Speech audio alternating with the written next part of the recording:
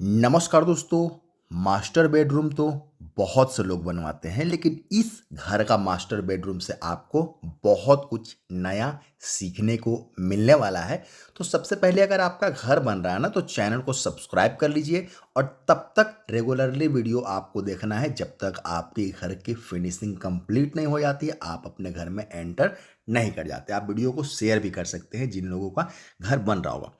दोस्तों आप देख सकते हैं यहाँ से पूरा का पूरा यूनिट जो है वो स्टार्ट हो रहा है। ठीक है, ये हॉल में अभी खड़ा हूँ और ये दोस्तों आप देख सकते हैं यहाँ से ये मास्टर बेडरूम का एंट्री है। ठीक है, डिजाइन वगैरह आपको कैसा लग रहा है ना, आप कमेंट बॉक्स में मुझे बता सकते हैं। ये दोस्तों 4 फीट का जो है वो जगह रखा गया है। अब 4 फीट का जगह इसलिए रखा गया है दोस्तों, आप देख सकते हैं इसमें एक तीर से जो है वो 2 निशाना साधने की कोशिश की जा रही है। कैसे, ये आप समझ लीजिए। दोस्तों आप देखेंगे ना, सामने में एक आपको ये अटैच टॉयलेट कम बाथरूम देखने को मिल रहा है। ठीक है, साथ ही साथ दोस्तों इस टॉयलेट का भी डिटेलिंग मैं अपने अगले वीडियो में करूंगा। फिलहाल आप समझ लीजिए कि ये बाथरूम जो है वो अटैच बेडरूम के साथ में बनाया जा रहा है। ठीक है, अब बात कर लेते हैं कि आखिरकार इस वाले टॉयलेट रूम को, यहां पे देख सकते हैं डाइवर्टर वगैरह सारी चीजें लगाई जाने की योजना है। अगर आपका रिस्पॉन्स अच्छा रहा ना, तो इस बाथरूम के कंप्लीट हो जाने के बाद भी मैं आपके लिए इसका वीडियो ला सकता हूं। ठीक है, बशर्ते आपका रिस्पॉन्स पॉजिटिव और अच्छा रहना चाहिए। दोस्तों ये जो पैसेज आप देख रहे हैं ना, ये पैसेज आप देखेंगे दोस्तों बाथरूम में जाने के लिए भी यूज हो रहा है और साथ ही साथ दोस्तों आप देखेंगे कि बेडरूम में भी जाने के लिए इसी पैसेज का जो है वो इस्तेमाल किया जा रहा है। अब दोस्तों ये जो दरवाजा है ना फ्रंट वाला, अगर इसको लॉक कर दिया जाए दोस्तों, तो आपका ये जो बाथरूम है ना, ये अटैच बाथरूम का काम करेगा मास्टर बेडरूम के लिए। मास्टर बेडरूम में भी बहुत कुछ दिखाने वाला हूं दोस्तों, वीडियो छोड़ना नहीं है आपको।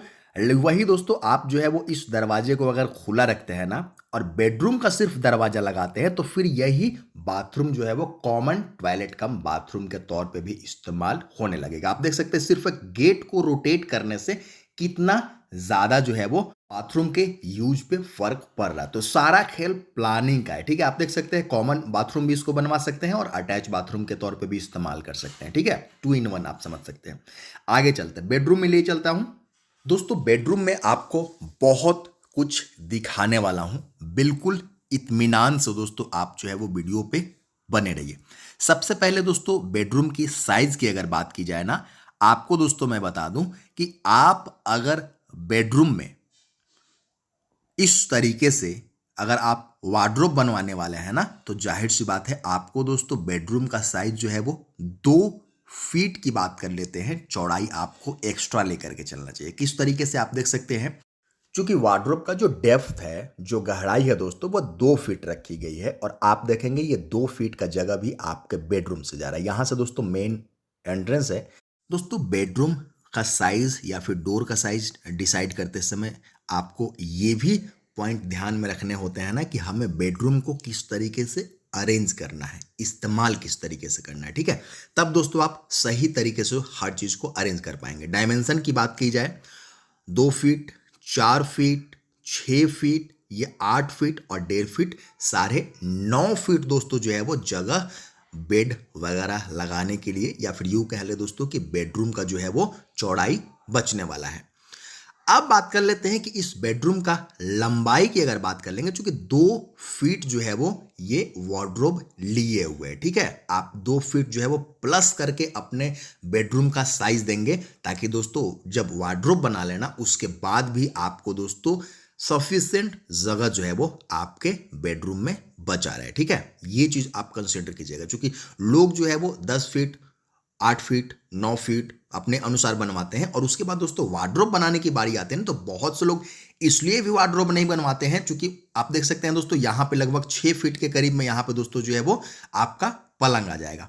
ठीक है, 6x7 का पलंग आजकल चले हुए, डिजाइन वगैरह बनवाइएगा, किंग साइज 6x7 का पलंग है। तो आप दोस्तों कम से कम 2-2.5 फीट का जगह अगर दोस्तों आपके बेड और वार्डरोब में नहीं बचेगा ना, तो फिर दोस्तों उसको इस्तेमाल करना सही नहीं रहेगा। ठीक है, क्योंकि दोस्तों आपका आपका अगर दोस्तों यहां तक आपका अगर बेड आ रहा है ना, ठीक है, और दोस्तों चौड़ाई की बात कर लेते हैं तो यहाँ तक 6 फीट आ रहा है, लंबाई दोस्तों 7 फीट आ रहा है। आप दोस्तों थोड़ा सा भी दीवार पे जगह छोड़ेंगे ना तो ये दूसरा जो टाइल्स है ना, इस जगह तक दोस्तों जो है वो आपका बेड आ जाएगा, ठीक है। और दोनों के बीच में दोस्तों 1 से 2 फीट का जगह तो आपको बता रहा हूं दोस्तों। इस तरीके से जो वार्डरोब के शटर रहेंगे, जो उसके दरवाजा रहेगा ना दोस्तों, उसको खुलने के लिए 1 से 1.5 फीट चाहिए, ठीक है। तो इस तरीके से आपको अरेंजमेंट, ये जो जगह है ना, ये बिल्कुल जो है वो खाली रहने वाला है। मास्टर बेडरूम में बहुत से लोग टीवी यूनिट भी लगवाते हैं, ठीक है। तो जितना भी काम आपको करवाना है ना, उसके हिसाब से ही दोस्तों आपको बेडरूम का साइज रखना है। तो अब आपको सीमेंट की ढलाई वाला दोस्तों स्लैब ढालने की आवश्यकता नहीं है। आप देख सकते हैं फर्नीचर से हैं दोस्तों, इस तरीके से जो है वो स्टोरेज बॉक्स तैयार किए जा सकते हैं। दोस्तों उम्मीद है अब तक आपने चैनल को सब्सक्राइब कर दिया होगा और वीडियो को भी एक लाइक दे दिया होगा।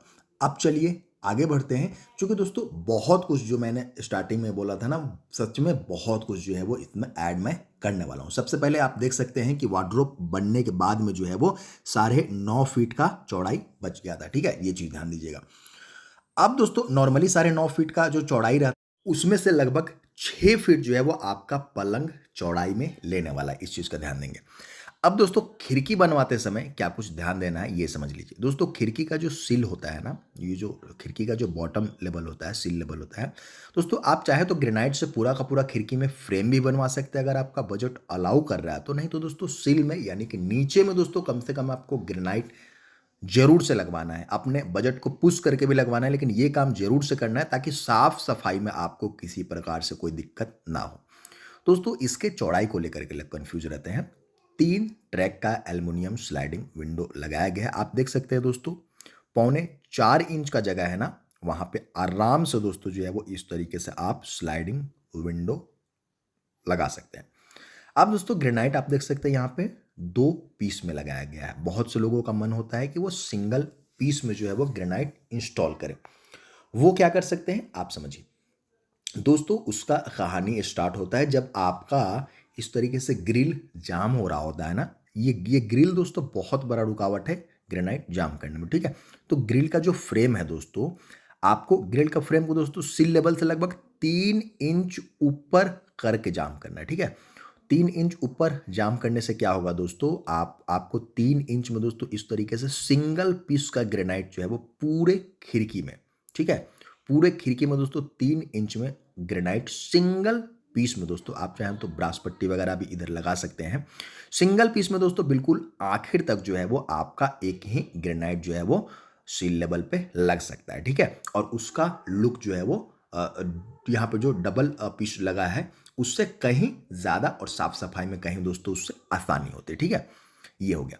वैसे दोस्तों खिड़की बंद होने के बाद में आपने 1 पीस लगवाया है या 2 पीस लगवाया है, ये चीज़ें नहीं दिखेंगी। दूसरा चीज़ दोस्तों, ये जो पार्ट है ना, ये ग्रेनाइट के ऊपर लगेगा अगर आप उस तरीके से लगवाते हैं तो, ठीक है। हर चीज़ का अपना फायदा है, नुकसान है, ठीक है। अब दोस्तों ग्रेनाइट में आपको दोस्तों किसी प्रकार का स्क्रू वगैरह नहीं लगाना है, क्योंकि आप देखते हैं, आपकी जानकारी के लिए बता दूं कि खिड़की में दोस्तों साइड में इस तरीके से स्क्रू के सहारे जो है वो इस तरीके से जो है वो आपका स्लाइडिंग विंडो लगता है, ठीक है। तो ऐसा नहीं सोचना है कि ग्रेनाइट में किस तरीके से हम लगाएंगे, ठीक है। और ये वाला जो एज है दोस्तों, मोल्डिंग तो आपको करवाना ही है। कोशिश करना है ना कि ये जो एज है, बाकी जो दीवार है ना, उससे 1.25 इंच से 1 इंच के करीब में दोस्तों उसको एक्सटेंड करवा के लगाना है, ताकि दोस्तों पानी अगर किसी कारणवश गिरता है ना, तो ये डायरेक्ट नीचे गिरे, ना कि आपके दीवार पे गिरे। इसलिए दोस्तों 1 इंच हमेशा आपको एक्सटेंड करके, मतलब बाहर निकाल करके जो है वो ग्रेनाइट को आपको लगाना। दोस्तों अब एक आखिरी पॉइंट जो है वो वीडियो का उठा लेते हैं। दोस्तों ये जो स्लाइडिंग विंडो होता है ना, इसमें दोस्तों आप देखते होंगे कि चाहे जितना बड़ा खिड़की भी हो, ठीक है, जनरली दोस्तों 2 पार्ट में इस तरीके के खिड़की बनाए जाते हैं। मतलब 4x4 का अगर आपका खिड़की है ना, ठीक है, तो आपका दोस्तों सिर्फ 2 फीट ही जो है वो खुला रहता है। 2 फीट से आप हवा ले सकते हैं, बाकी का जो 2 फीट है दोस्तों वो हमेशा शीशा से पैक रहता है। इस चीज़ का आप हमेशा ध्यान देंगे। इसीलिए कहता हूँ कि 4 फीट से कम कभी भी आपको स्लाइडिंग विंडो नहीं लगाना। यही पार्ट जो है वो जाली वाला पार्ट है, इसी से बस आप एयर ले सकते हैं। ये ग्लास वाला पार्ट से कोई भी एयर जो है वो एंटर नहीं कर सकता है। ये चीज़ हो गया।